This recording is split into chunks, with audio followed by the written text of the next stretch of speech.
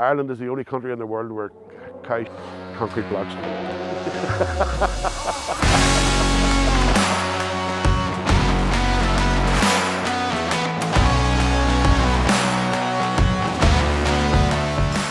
So here we are again with another product walk around. Thought today would give us a wee look, a bit of insight into the muck spreaders.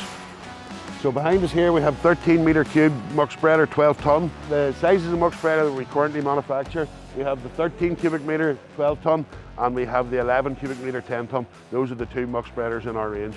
We've been making muck spreaders for years now. Now there was a period where we had no orders for muck spreaders, but there's definitely been a rise again. There seems to be a lot more people separating slurry for space, for spreading it on the ground, for nitrates, for everything. But muck spreading is a very big part of the farmer's plan for getting the nutrients out onto the field. If you separate slurry, you're losing a certain amount of the goodness in the fibre, and you still need to get the fibre spread on the ground. Historically, people spread muck on the ground in the winter time and it sort of sat there all year. More so then it was spread on crop ground and then it was ploughed in. But more and more with the separated stuff, people are starting to spread this. They're starting to spread the muck all year round. This is a nice example of what we do. Extension sides on the side of the muck spreader, Sharmuller hitch with park brake on it, dual hydraulic brakes on this. This one has manual floor speed control. You can see the wee floor speed controller in under here for adjusting the speed of your floor chains. Again, what you can say is a 420 by 180, 150 beam grounding axle in the muck spreaders. Wheels in this here, 650, 75 or 32. Galvanised mud guards as well. You have your ladder for access into the inside for adjusting your chains for checking the tension on it. With all our muck spreaders, we're on a SIP gearbox and we run 4 chains on the inside of the muck spreader and they're 1450.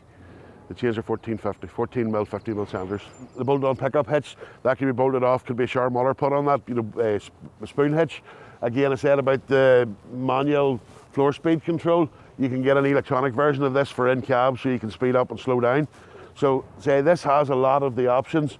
The breakaway system, the park brake breakaway system is very popular on this type of machine. Again, air brakes are more and more common and the guys all love the galvanised mud guards. They just love them. On the rear you have your Hardox flails and they're reversible, so whenever the flail gets worn, you take the bolts out and you can swap them around so that you have new bright flails to put on for breaking up the stuff. End of the business end, you can see the 4 chains coming across the back of the muck spreader. We make them that these are bolt on and bolt off, so we're not welding to the chain, so we're not degrading the chain by welding to it. And for ease of changing, so if you break a slot in the field, 17 mil spanner, 10 mil bolt, take that out, you can pop a slot out, you pop a new one in. You don't need a welder to weld the slots in, you don't need a grinder to cut everything out.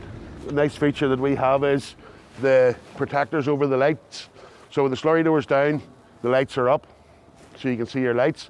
When the door raises up, the lights fold down, so you're not getting muck all over the back of your muck spreader, so you can see your lights nice and clear. So doors up, covers down, doors down, covers up. Very simple mechanism, but very, very popular. This is the standard one in all muck spreaders. We have done a hydraulic version of this as well, but the mechanical version is straightforward and simple. We're on the SIP gearbox, which is widely recognised throughout the industry as the gearbox for muck spreaders.